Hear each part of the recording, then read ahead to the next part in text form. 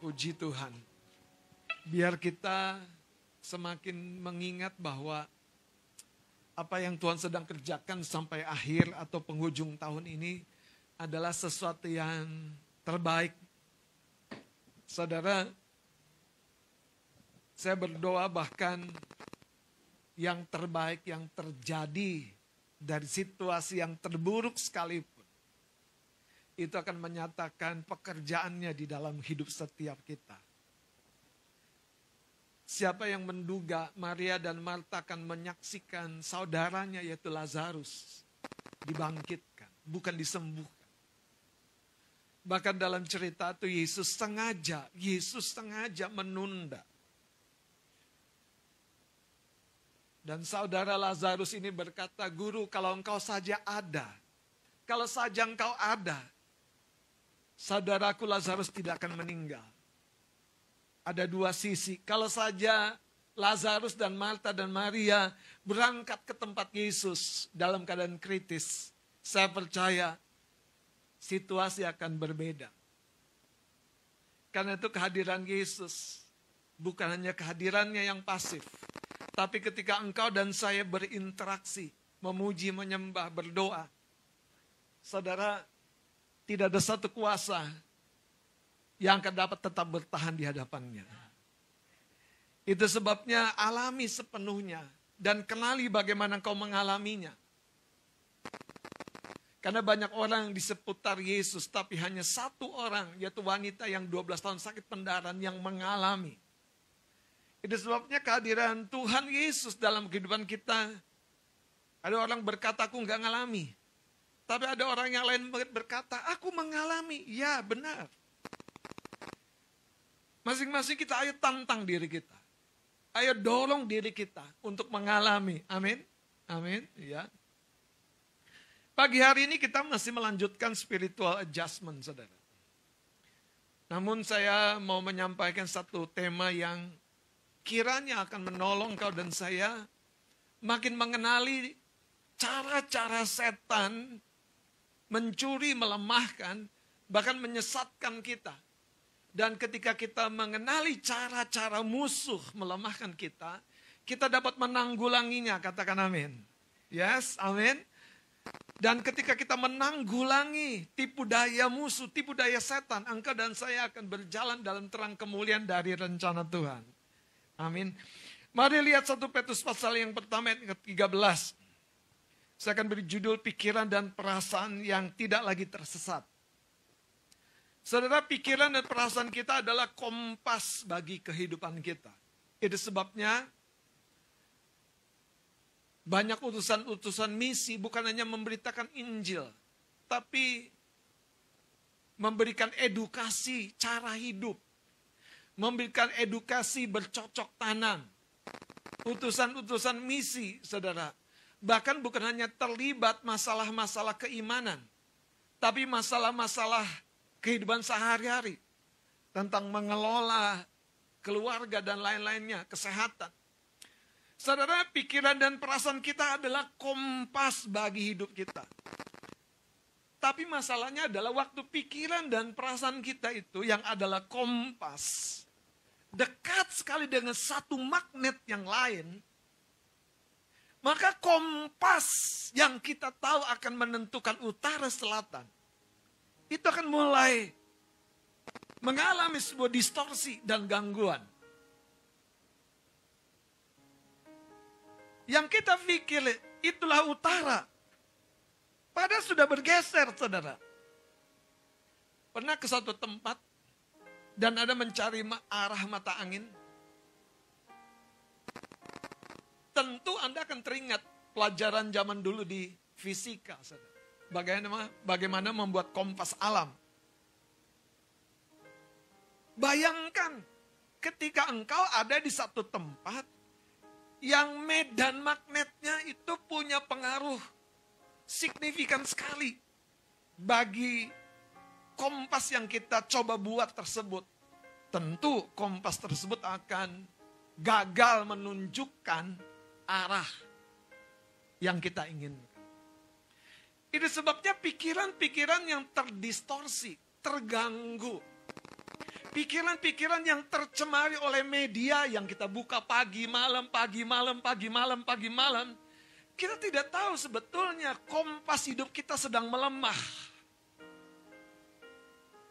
Kita mudah sekali alpa, kita mudah sekali tertinggal, kita mudah sekali lupa sesuatu. Kita tidak lagi sensitif yang kepadanya harusnya kita sensitif. Tubuh kita sayangnya akan mengikuti seiring dengan jiwa, pikiran, mentalitas kita yang drop. Coba Anda pulang, bapak-bapak yang capek dari tempat kerja. Pilihan tempat yang pertama biasanya kita pilih apa? Kulkas, meja makan, pelukan istri, gendong anak, atau suami-suami, istri. Kalau pulang ke rumah gitu, aku sih cari anak bang, suami nomor 2 ya. It's okay. Jadi saudara, betul nggak? Sesuatu sudah menjadi kompas pikiran kita. Sesuatu sudah jadi kompas. Cuman yang menarik kadang-kadang bukan hanya anak dan istri, tapi ada piaraan, ada dogi di rumah. Sampai rumah, dogi kita gimana? Sehat gak dia? Kayaknya makin kurus. Gak cocok sama kita. Saudara, pikiran kita tuh sudah terarah pada sesuatu. Beberapa kali saya pulang ke rumah, sudah dalam keadaan yang letih sekali. Godaan yang selalu datang adalah untuk rebahan. Buka handphone dulu dan lain-lainnya. Tapi ada satu kebiasaan lain yang saya sudah bangun, saudara. Untuk tempat yang pertama saya tuju adalah kamar mandi. Saya lepas pakaian dan mandi. Waktu air itu begitu rupa lagi dan lagi menyegarkan kepala saya. Selesai saya keluar dari kamar mandi, saya jadi pribadi yang lain, saudara. Saya siap membaca lagi, saya siap berolahraga lagi. Saya siap melakukan yang sebelumnya saya tidak bisa lakukan. Pada tubuh yang sama, pribadi yang sama. Masalahnya saudara, kompas hidup kita itu pikiran, bukan hanya pikiran, dengerin. Pikiran dan perasaan. Nah kalau dua ini sudah mix, wah hati-hati. Anda berpikir buruk, tapi kalau tidak berperasaan buruk, masih gampang ditanggulangi. Anda berpikiran baik, tapi tidak berperasaan baik, gampang diruntuhkan. Tapi kalau Anda berpikiran baik, Anda berperasaan baik, Anda akan lihat Goliat itu, tenang, kita akan habisi dia. Kita tidak mudah diintimidasi. Itu sebabnya saudara banyak pembelajar di area yang baru berkata aku gak bisa, aku gak mampu, aku takut. Masalahnya pikiran dan perasaan mereka terjebak dalam ketakutan, kecemasan lebih besar daripada kemungkinan baiknya. Ketika saya belajar mobil saudara, malamnya spion hilang dari parkiran depan rumah. Ini tanda-tanda ajaib. Besok lagi beli, ganti, belajar lagi. Hilang lagi yang kedua. Itu di depan rumah, saudara. Baru mau belajar mobil. Saya pikir, Tuhan terima kasih. Pikiran dan perasaan saya kemana nih? Masanya ganti spion mobil itu nggak murah, saudara. Lumayan lah. Bapak-bapak yang tahu, saudara, itu bisa dapat sepeda 2, satu set itu.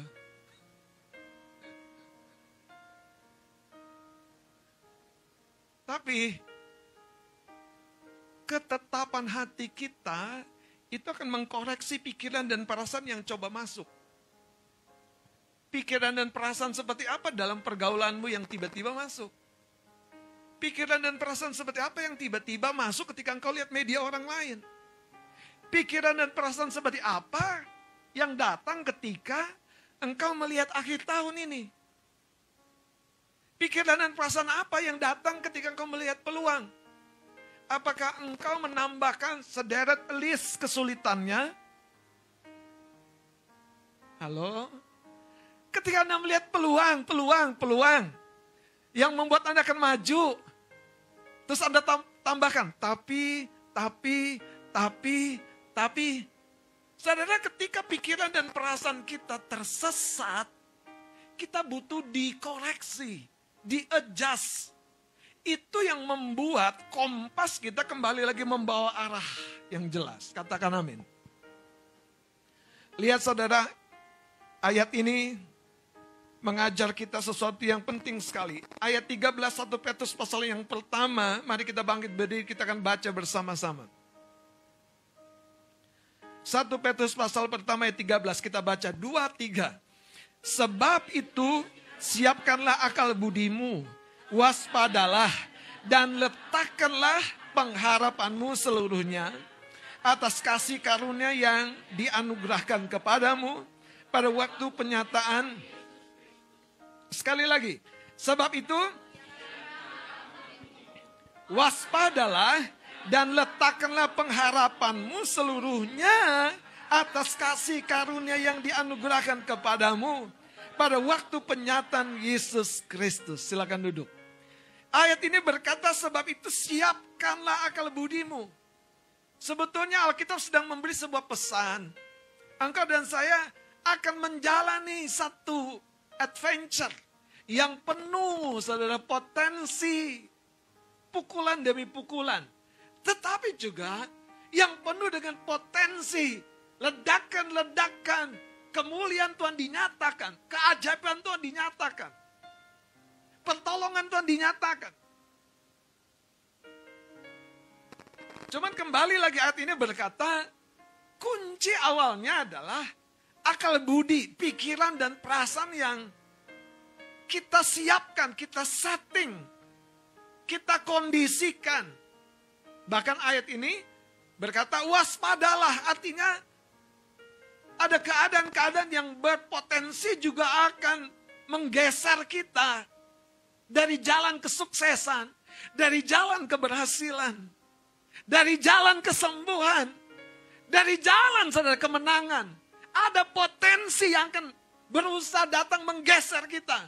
Dan itu saudara, ditentukan bagaimana engkau meng-guard your mind. Bagaimana engkau menjagai akal budimu. Bagaimana engkau menjagai, saudara. Anda mau berangkat keluar, sudah hujan, gelap, mendung. Apa yang muncul? Besok aja deh, gak jadi. Mau lari pagi. Atau sebaliknya ini, mumpung belum hujan. Mumpung belum hujan, baru mendung. Ada yang berpikir seperti itu? Saudara, pikiran dan perasaan kita itu akan menjadi kompas.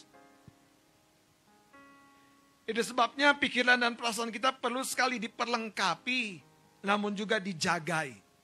Diperlengkapi namun juga dijagai. Satu ayat kita akan lihat saudara dalam Matius pasal yang ke-13. Dalam perumpamaan tentang seorang penabur. Lihat apa yang Yesus sungguh-sungguh ajarkan saudara.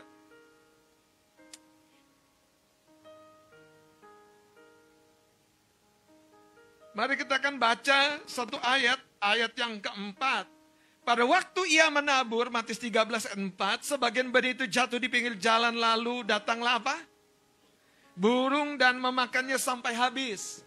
Ini ladang yang menerima taburan benih. Gambaran engkau dan saya yang menerima taburan benih firman. Tapi datanglah burung dan memakannya sampai habis. Sekarang kita lihat saudara. Penjelasan dari Tuhan Yesus. Ayat 18. Karena itu dengarlah arti perumpamaan penabur itu. Kepada setiap orang yang mendengar firman tentang kerajaan Allah. Tetapi katakan sama-sama. Tidak mengertinya. Tidak mengertinya. Datanglah. Dan. Jadi saudara. Ketika datang benih. Ketika datang kata-kata pesan Tuhan. Ketika datang nasihat yang menguatkan dan mengalahkan, itu belum selesai. Kalau kita tidak memahaminya, datanglah si jahat. Nah, apa yang membuat pikiran dan perasaan kita terjaga adalah ketika engkau dan saya memahami kebenaran. Memahami apa yang Tuhan sampaikan. Satu ketika Nabi Samuel berkata kepada Raja Saul, binasakan seluruh Amalek. Sesaat itu sang raja berperang. Sayangnya saudara, ketika Nabi Samuel datang, terdengarlah suara domba-domba dan lain sebagainya. Dan Nabi Samuel berkata, suara apa itu? Dan Raja Saul berkata, aku melakukan firman. Tetapi domba-domba itu dipisahkan oleh seluruh rakyat untuk menjadi persembahan. Bukankah telah jelas seluruhnya? Dari sini saudara, terkadang kita waktu dengar firman, kita suka yang cocok-cocok saja. Kita suka yang masuk akal saja.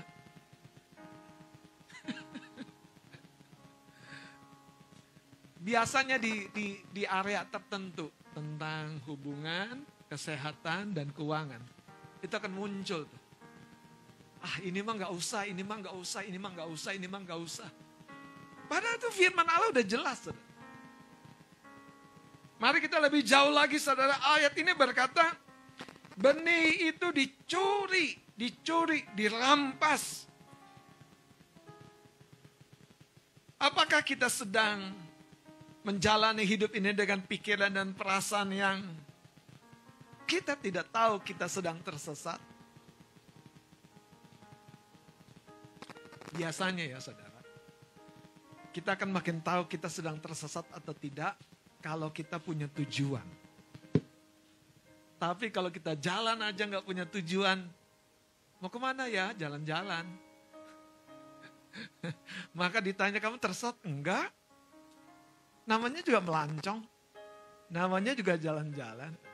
Tahukah engkau adalah garam dan terang dunia? Tahukah engkau dijadikan Tuhan untuk menjadi pribadi yang bukan hanya diberkati tetapi menjadi berkat? Katakan amin. Tahukah engkau bahwa engkau menerima firman, menerima terang itu, supaya melalui hidup kita, terang itu juga terpancar kembali. Itu sebabnya waktu kita datang di tempat ini mendengar, kita datang dengar seperti seorang murid. Mau mengalami tetapi juga mau membagikan. Mau mengalami tapi juga mau mengekspresikan. Mau mengalami tapi juga mau kembali memancarkan. Saudara, banyak kesesatan-kesesatan yang halus sekali. Kalau saya ngajar begini contohnya. Saya ngajar tentang berkat. Tapi berkat itu tidak berhenti kepada diri kita. Saya ngajar tentang keselamatan. Tapi keselamatan itu tidak berhenti di hidup kita. Karena itulah seutuhnya Injil. Tapi sayang sekali kadang-kadang orang hanya mendengarnya, Pak Pendeta khotbah tentang kemakmuran terus. Padahal saudara, kita paling susah kalau tidak makmur. Apa-apa susah ngitungnya. Makan bakso, makan siomay. Makan gorengan aja deh. Coba, ngitungnya udah berat banget, saudara. Kita masuk ke food court. Pilih yang mana, Pak?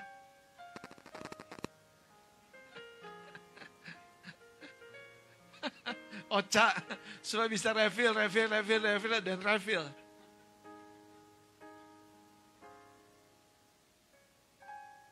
Saudara, biarlah apa yang Tuhan rencanakan itu yang terbaik itu kita terima, katakan amin.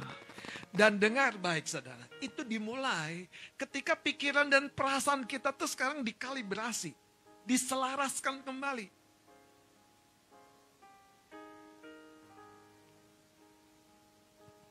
Saya dulu termasuk bukan orang yang suka dengan politik. Pikiran saya terkunci. Pikiran saya punya sensitivitas tersendiri tentang politik.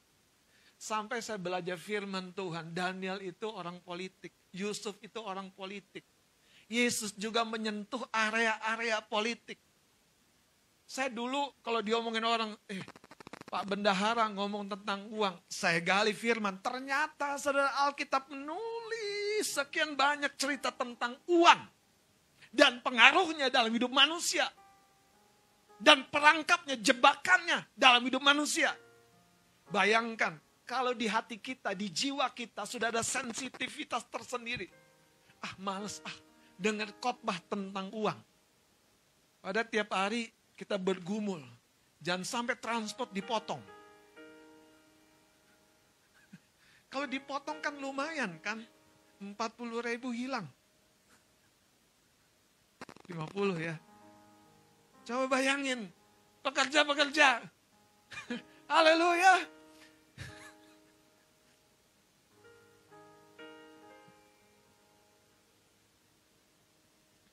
Saya zamannya bersama dengan Mas Adit, dengan Ibu Gembala, berangkat siang-siang jam 12 untuk hadir di persekutuan doa kampusnya.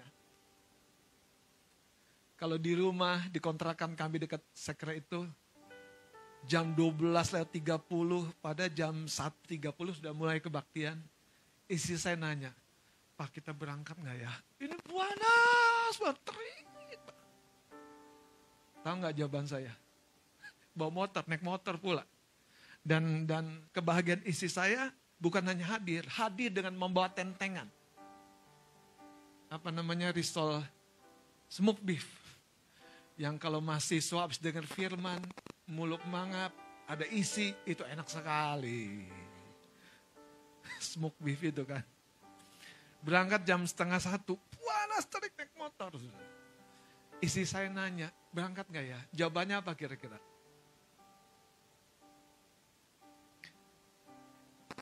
Jawabannya aneh nih, saya bilang gini, jangan pikirin, yuk berangkat. Makin dipikirin hidup makin susah. Tugas makin berat. Olahraga makin susah. Makin kepayahan. Investasi makin gak jadi-jadi, karena dipikirinnya salah, caranya dipikirin salah. Waktu saya bilang, sama Ibu Gembala, berangkat aja, jangan pikirin, saudara. Happy, saudara, happy. Panas sih tetap panas, terik tetap terik, gosong tetap gosong.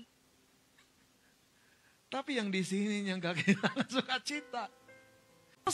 Kalau saja pikiran dan perasaan saya meredup, itu gak jadi kami pelayanan. Gak jadi sama sekali. Tuhan, cerita akan berbeda ketika kami menyerah di pikiran dan perasaan. Makanya kalau Anda punya tujuan, periksa kapasitas pikiran dan perasaan. Anda terdistorsi di pikiran dan perasaan. Sehingga nggak mencapai tujuan. Kita tersesat bukan di jalan, di langkah, di pilihan kita yang pertama, tapi di pikiran dan perasaan. Waktu saya tetap berangkat, memang sepertinya tidak logis. Tapi itu pilihan yang tepat di hadapan Tuhan. Bapak Ibu, pikiran dan perasaan kita tuh membangun sistem kepercayaan kita. Namun pertanyaannya, pikiran dan perasaan yang kecenderungannya itu, seperti engkau hari ini ada, itu dari mana?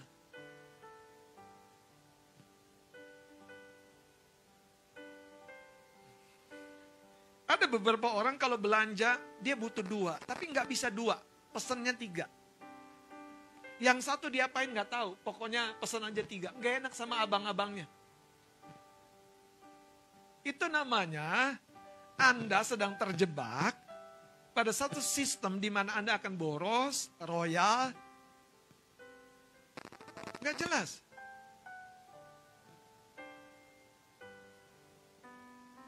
Ada orang punya waktu, saudara. Datang tamu. Bingung kan mau bilang. Udah malam Pak Bu. Coba. Kalau didatengin tamu. Tergantung pikiran dan perasaanmu. Coba. Kalau datang tamu itu jam 9. Jam 10 anak-anak tidur ya, kita nemenin. Terus tamu mau diapain ya, Mong? Suruh pilih. Mau tinggal di sini atau pulang. Gimana sih pikiran dan perasaan kita coba? Ini yang saya terangkan seringkali terjadi loh. Sehingga hidup kita kehilangan waktu. Mau ini nggak jadi, mau ini nggak jadi, mau ini nggak jadi, mau belajar nggak jadi, mau baca nggak jadi, mau doa aja nggak jadi.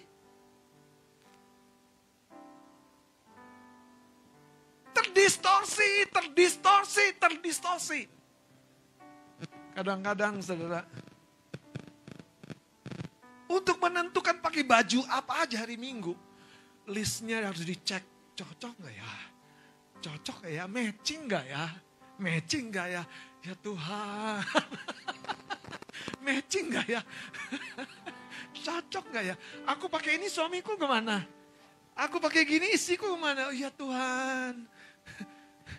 Pikiran dan perasaanmu bukan ke Tuhan, ke baju. Tapi ini kan realitas kan? Kenapa nggak hari Sabtu? Kenapa nggak minggu lalu kita siapkan?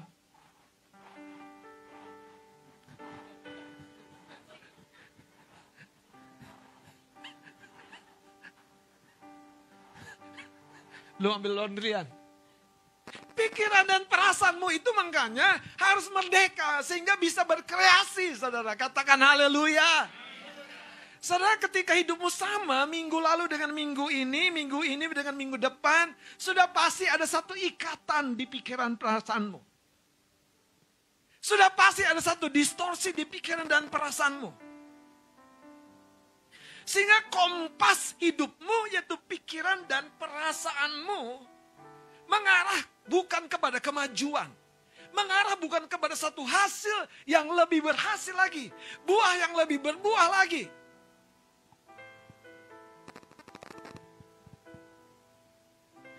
Saya mau ajak saudara perlahan saja supaya kita akan lihat.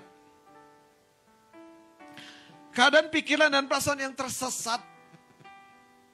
Yang seringkali dalam tanda kutip terbumbui, tercemar, terpengaruh dengan apa yang kita lihat, kita dengar, kita ketemu dengan orang tertentu.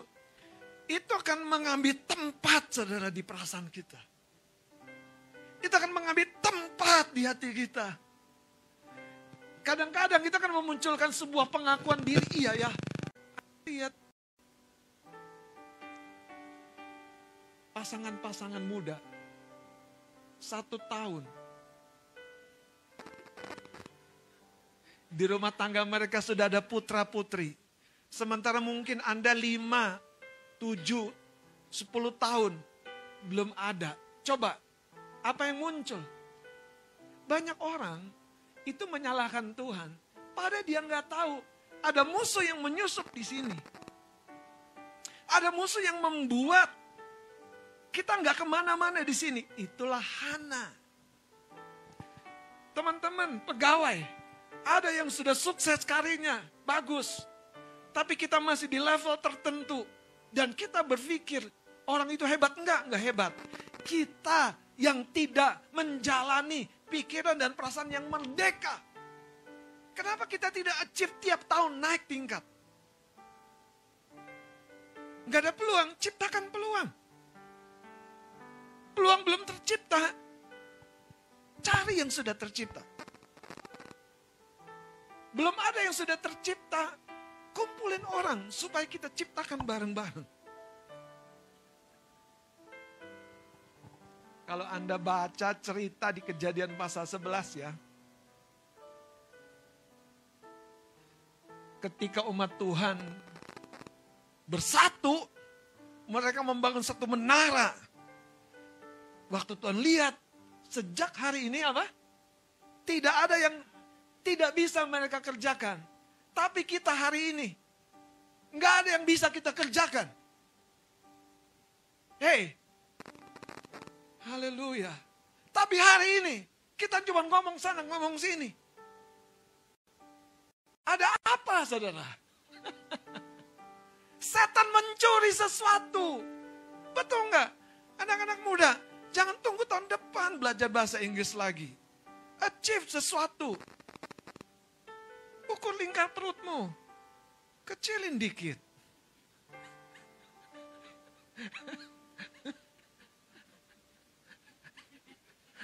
Haleluya. Jadilah lebih bugar, lebih sehat. Kenapa sih saudara gini? Yang coba saya mau sampaikan satu nih sebelum saya beranjak adalah banyak kita tanpa kita sadari. Kita tuh menjadi terbiasa dengan kemandekan orang. Sebetulnya dengan baik ya. Itu tanda bahwa roh kemandekan juga sudah melekat ke kita. Sama seperti hukumnya, kalau kita terbiasa dengan orang yang suka marah-marah. Kita mentolerir dia emang orang yang begitu. Roh itu yang sama, yang menipu kita, itu sudah mulai mencetak kita. Dan kita jadi atmosfer, zona, lingkungan, rekanan orang yang seperti itu. Makanya kita masuk berkata apa? Jangan duduk, jangan jalan, jangan tinggal sama orang yang fasik. Tentukan atmosfer hidupmu. Bapak saudara, kalau engkau hidup dengan orang yang sembrono dengan kesehatanmu, dan engkau sebagai pasangan tidak peduli, sama engkau juga sedang digerogoti dengan spirit yang sama. Ketika temanmu, teman dekatmu tidak mengelola keuangannya dengan benar, engkau tahu, tapi engkau diam saja. Sebetulnya engkau juga sedang digerogoti dengan spirit yang sama. Gereja nggak boleh begitu, katakan amin. Gereja harus menyala. Gereja harus mengekspresikan firman kebenaran. Gereja harus memuliakan Tuhan. Saudara mari lihat. Ada satu cerita dalam 2 Korintus 11 ayat 3. Mari para pasutri kita baca ayat ini. Ini cerita tentang Hawa yang digodai oleh ular. Tapi entah bagaimana Adam merespon dengan datar saja. Dan ular dalam kelicikannya, ular yang sebetulnya menggambarkan setan. 2 Korintus 11 ayat 3, kita akan baca. Itu bisa terus mendapat celah, terus mendapat peluang. Dan pikiran dan perasaan Hawa makin terus tercemar karena bisa diajak ngomong. Bisa diajak komunikasi sama si ular itu. Dan ular itu memang licik. Adam lengah dia ngomong. Adam datang diam. Anda harus tahu cerita itu ya. 2 Korintus 11 ayat 3 kita baca. 2, 3. Tetapi aku takut kalau pikiran kamu disesatkan dari kesetiaan kamu yang sejati kepada Kristus. Sama seperti Hawa diperdayakan oleh ular itu dengan kelicikannya. Jadi saudara, Hawa sejatinya akan menjadi ibu dari segala yang hidup. Tapi Hawa di tahap itu gagal, saudara. Karena satu perangkap setan yang membuat pride-nya itu tergoda untuk melihat buah yang dilarang setan, itu justru menarik. Itu justru menjadi sesuatu yang nggak apa-apa. Bapak ibu saudara, ketika Hawa tergoda, Hawa keluar dari pikiran yang sebelumnya ditaruhkan Tuhan. Hawa melihat yang tidak boleh menjadi boleh, yang tidak mungkin menjadi mungkin, tetapi dalam versi yang menghancurkan. Versi yang membuat Hawa semakin jatuh dalam perangkap si jahat, yang ujungnya manusia dalam kutuk.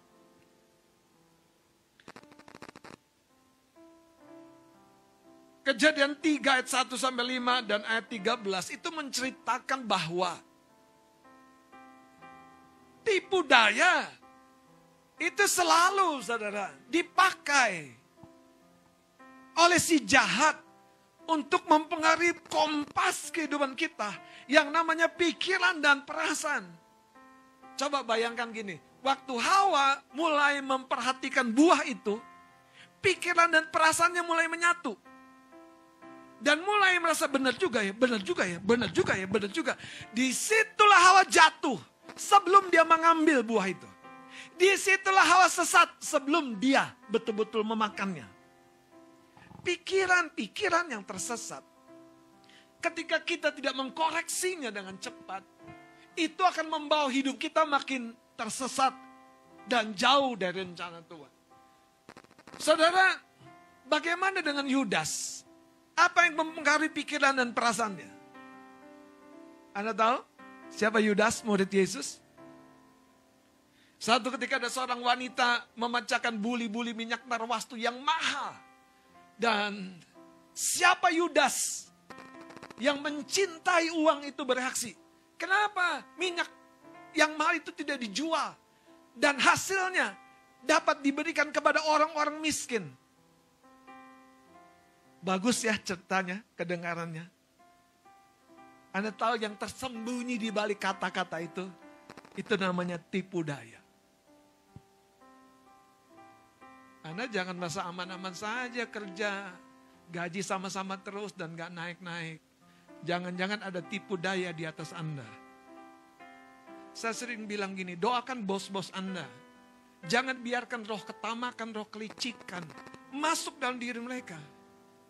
Justru biarlah kemurahan Tuhan mengalir. Iya saudara. Bayangkanlah kalau Anda ketemu model-model kayak istrinya Potifar itu. Habis kita.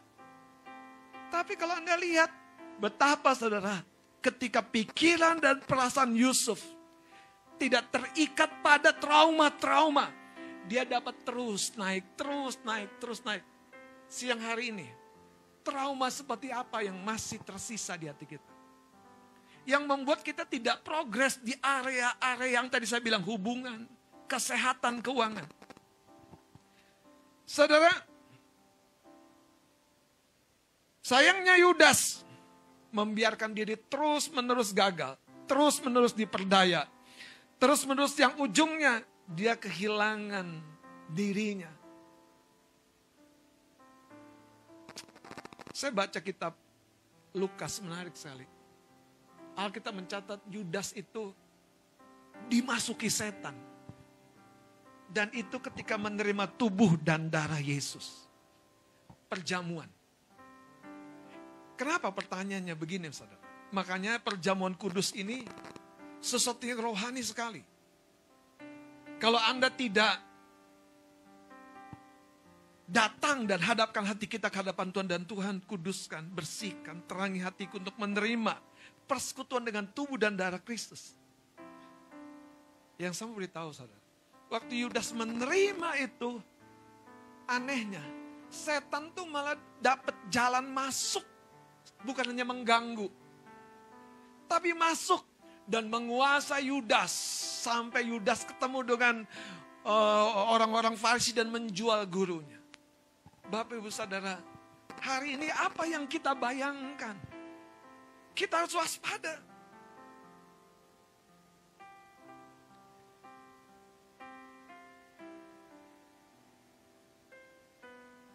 Bagaimana dengan Petrus? Mungkin Anda berkata pikiran Petrus, ya Petrus itu memang sombong. Tapi kalau Anda lihat, Petrus itu punya pemikiran gini, aku ini lebih dari mereka. Mereka itu bukan apa-apa. Petrus sampai tunjuk murid-muridnya, teman-temannya. Dan ketika Petrus itu bilang seperti itu, kesombongan itu naik. Perasaannya itu kayaknya melambung sekali.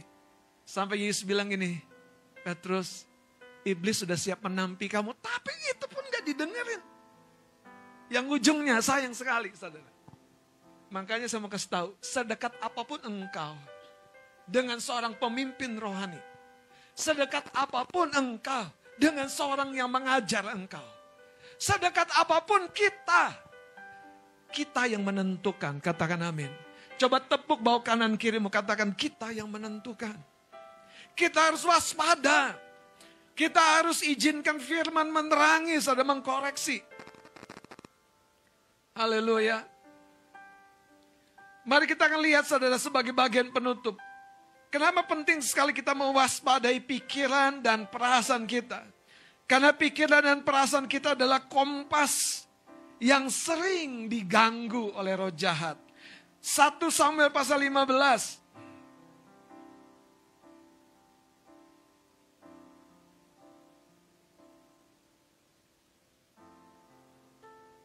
Firman Allah mencatat tentang kisah di mana Saul ditolak sebagai raja. Namun ujung dari cerita itu adalah sesuatu yang sangat menyedihkan. Ketika Saul raja Tuhan, Saul pilihan, justru tidak taat. Coba kita akan lihat saudara, ayat 35 saja dulu. Supaya kita nanti masuk ke pasal 16, kita akan tahu. Cerita-cerita ini semua terkait. Ayat 35, 1-15, sampai hari matinya Samuel tidak melihat Saul lagi, tetapi Samuel berduka cita karena Saul. Dan Tuhan menyesal karena ia menjadikan Saul raja atas Israel. Sekarang pasal 16. Saudara, ketika Raja Saul sudah undur, Tuhan punya pilihan yang berikutnya, yaitu Daud. Tetapi kemunduran rohani Saul biarkan terus berlarut-larut. Ayat 14-nya. Mari kita baca bersama-sama saudara. Ayat 14 dan sampai ayat 16 kita baca. 1 Samuel 16 ayat 14 sampai 16. 2-3. Tetapi roh Tuhan telah mundur daripada Saul. Dan sekarang ia diganggu oleh roh jahat yang daripada Tuhan. Lalu berkatalah hamba-hamba Saul kepadanya, ketahuilah roh jahat yang daripada Allah mengganggu engkau. Baiklah Tuanku menitahkan hamba-hambamu yang di depanmu ini mencari seorang yang pandai main kecapi. Apabila roh jahat yang daripada Allah itu hingga padamu, hal ia main kecapi, maka engkau merasa nyaman. Apa yang nyaman saudara? Soul, jiwa, pikiran dan perasaan. Ternyata saudara, Tuhan dari sejak awal menciptakan musik. Itu menjadi bagian daripada dinamika jiwa kita. Kalau musik yang baik, musik yang membawa keteduhan, musik yang membawa rileks, musik yang membawa jiwa kita stabil, roh jahat gak dapat kesempatan, itu poinnya. Tapi waktu musik yang kacau, musik yang sepertinya menarik emosi kita, kita pengennya mengekspresikan kemarahan, roh jahat dapat tempat di hidup kita. Coba lihat saudara, sekarang ayat 23-nya. Saya akan dengan cepat saja saudara. Dan setiap kali, perhatikan. Haleluya. Bapak Ibu, perhatikan apa yang terjadi di jiwamu, di pikiranmu, di perasaan. Dan setiap kali apabila roh yang daripada Allah itu hinggap pada Saul, baca sama-sama. Maka Daud mengambil kecapi dan memainkannya. Saul merasa dan terus dan roh yang jahat itu undur daripadanya. Jadi roh jahat tidak punya kekuatan yang sebetulnya hebat, tidak. Kenapa dia sepertinya hebat? Karena dia dapat celah, dapat jalan. Kenapa setan sepertinya luar biasa?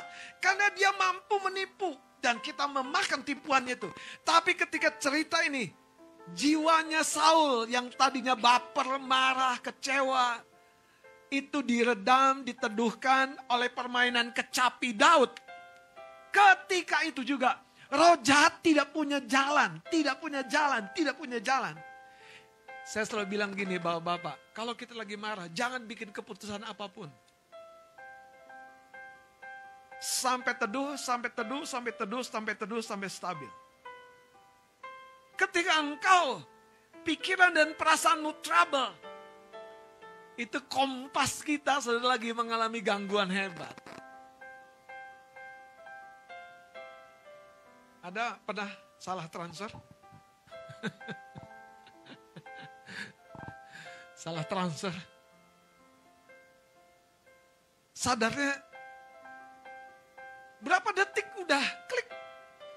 Ya ampun, gue salah transfer. Menurut Anda itu sesuatu yang biasa. Itu yang terjadi mulai dari pikiran dan perasaan kita. Sehingga kita nggak bisa fokus. Mata kita ngelihat ke angka, tapi di pikiran dan perasaan kita ada satu yang terus mengolah jiwa kita. Mengolah jiwa kita. Mengolah jiwa kita. Jadi kita tuh kayak mau dipisahkan. Indra kita tuh mau dipisahkan dengan jiwa kita. Jiwa kita ke satu tempat yang lain, ke satu acara yang lain. Indra kita yang harusnya disertai dengan pikiran sadar, perasaan sadar, itu seperti mau dipisahkan oleh roh jahat. Itulah yang terjadi dengan Saul. Bapak Ibu, coba perhatikan kecelakaan-kecelakaan yang terjadi. Itu ketika indra kita tidak menyatu dengan pikiran dan perasaan sadar kita. Itu sepertinya pikiran perasaan kita tuh terbawa ke satu tempat dan kita lengah. Saya berdoa saudara lebih jauh lagi, gereja kita akan mengalami kemenangan yang memang Tuhan sudah sediakan, katakan amin. Kita tahu pikiran dan perasaan seperti apa yang kita harus koreksi. Kita tahu juga bagaimana mengkoreksinya, seperti Raja Daud berkata merenungkan Taurat itu siang dan malam. Taurat itu menyegarkan jiwa, Mazmur pasal 19. Bukankah Alkitab berkata orang yang seperti itu akan seperti pohon yang ditanam di tepi aliran air. Yang akan mendapat kesegaran setiap waktu dan akan menghasilkan buahnya. Saudara, mari saya ajak lihat cerita yang terakhir dari 1 sampai 18. Disinilah saudara endingnya, pikiran dan perasaan yang tersesat. Pikiran dan perasaan yang tersesat itu akan sangat-sangat saudara tidak masuk akal sehat lagi. Kita lihat saudara, ayat yang ke-8, 1 sampai 18 ayat 8. Lalu bangkitlah amarah Saul dengan sangat. Dan perkataan itu menyebalkan hatinya. Sebab pikirnya kepada Daud diperhitungkan mereka berlaksa-laksa, tetapi kepadaku berhitungkan. Akhir-akhirnya jabatan raja itu pun. Jadi Saul makin dalam lagi rasa tidak amannya. Saul makin dalam lagi kekhawatirannya. Saul makin dalam lagi saudara ketakutannya di pikiran dan perasaan. Coba lihat ayat 9-nya. Makanya hati-hati dengan pikiran dan perasaan yang makin kau renungkan. Ayat 9, sejak hari itu maka jadi jelas. Pikiran dan perasaan Saul sebagai raja, pikiran dan perasaan Saul sebagai pemimpin tidak lagi jadi kompas yang baik. Dia ada di singgasana tapi penuh dengan pikiran dan perasaan yang khawatir.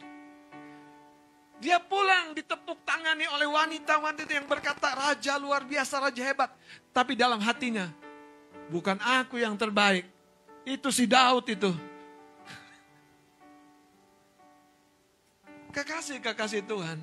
Ayo coba kenali pikiran dan perasaan apa yang menggiring kita. Yang menjadi semacam opini yang kok dominan banget ya. Pikiranku ke situ terus ya saudara. Lihat ayat 10-nya, kita baca sama-sama. 2, 3. Keesokan harinya.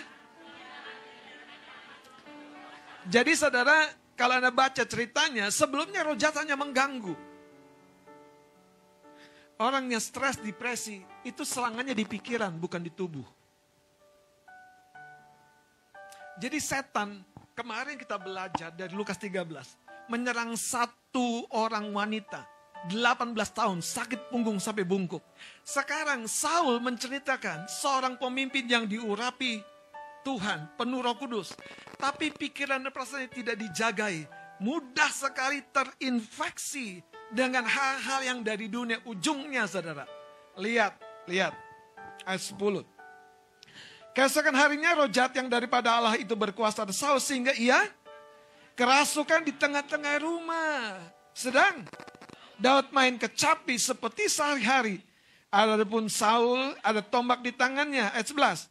Saul melemparkan tombak itu karena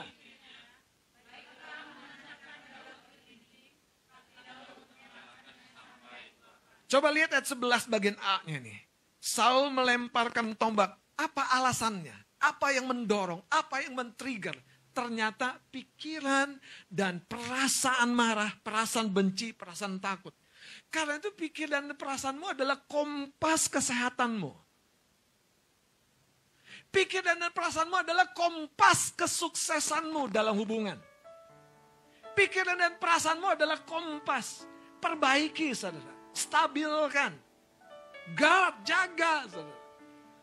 Coba lihat ayat ini, ayat 11a. Saul melemparkan tombak itu karena pikirnya, baiklah aku menancapkan Daud ke dinding.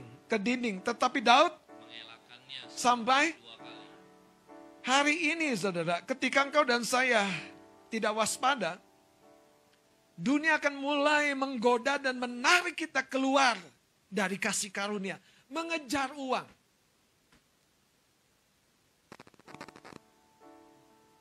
Anda harus baca kitab Timotius.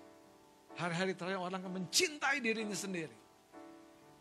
Berkat Tuhan yang menjadikan kita kaya. Susah payah tidak menambahinya. Kerja giat, kerja keras, ya patut, harus. Tapi bukan Anda membiarkan pikiran Anda terkunci, ujungnya uang. No. Harapkan lebih daripada apa yang Anda biasanya hitung dari kemurahan Tuhan. Amin. Saudara, di akhir zaman ini kalau Anda lihat konflik di sana sini terjadi, debat di sana sini terjadi, masalah di sana sini terjadi. Harus dengar, yang pertama, roh jahat itu menyerang tubuh. Dan kita tahu, saudara, kita ngerti bagaimana mengantisipasinya.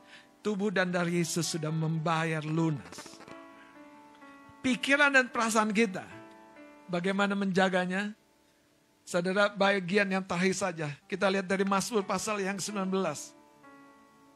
Karena firman Allah di atas semua yang kita butuhkan, dari media sosial, dari bacaan, dan firman Allah yang bagaimana, yang kita baca, kita renungkan, kita baca, kita renungkan, kita hidupi. Lihat ayat 7, Mazmur 19, Taurat Tuhan itu sempurna. Baca sama-sama. Taurat Tuhan itu sempurna, menyegarkan jiwa. Taurat Tuhan itu teguh, memberi hikmat kepada orang yang tak berpengalaman. Titah Tuhan itu tepat, menyukakan hati. Perintah Tuhan itu murni, membuat mata bercahaya. Hidup orang-orang yang dikasihinya. Ketika kita berjalan dalam firman-Nya ini. Saya percaya apa yang dialami Saul sebaliknya menjadi pelajaran berharga buat kita. Apa yang dialami oleh Petrus murid Yesus, yang dialami oleh Yudas murid Yesus, yang dekat dengan Yesus, jadi pelajaran buat kita. Betul? Betul? Iya, saudara. Saya kalau berulang-ulang baca cerita Saul itu ngeri, saudara. Kenapa ngerinya gini? Ada catatan di Alkitab, Saul itu dipenuhi roh Allah dan bernubuat. Saul itu dipenuhi roh Allah dan seperti nabi. Saul pada permulaan jabatannya dipakai Tuhan jadi warrior yang hebat sekali. Roh Tuhan berkali-kali manifest di dalam dirinya melalui roh keberanian dan keperkasaan. Tapi seiring Saul surut, roh Tuhan undur. Roh jahat dapat jalan. Perenungannya buat kita siang hari ini. Apakah kita memperhatikan kalau setan menyerang kita di area pikiran dan perasaan, ini dengerin baik-baik. Itulah sebetulnya harta yang sangat mahal yang Tuhan mau manifestasikan di dalam diri kita. Makanya setan recokin, ganggu, lemahkan. Lihat bagaimana Simpson jatuh dan lemah. Lihat bagaimana Petrus jatuh dan lemah. Kepercayaan diri. Itu harta yang mahal buat Petrus untuk jadi pengkhotbah. Betul gak? Pentakosta turun, dia sendiri yang khotbah. 3.000 jiwa bertobat, coba. Tapi itu yang terus diserang setan. Melalui apa? Kesombongan rohani. Jadi kalau engkau tahu sesuatu sedang pengaruhi begitu rupa di pikiran dan perasaanmu, engkau tahu sebetulnya Tuhan mau dari situ engkau mengalami kelimpahan, mengalami kehidupan yang baik, mengalami hubungan yang sukses. karena pikiran dan perasaanmu kembali kepada navigasi yang benar. Amin. Mari kita bangkit berdiri.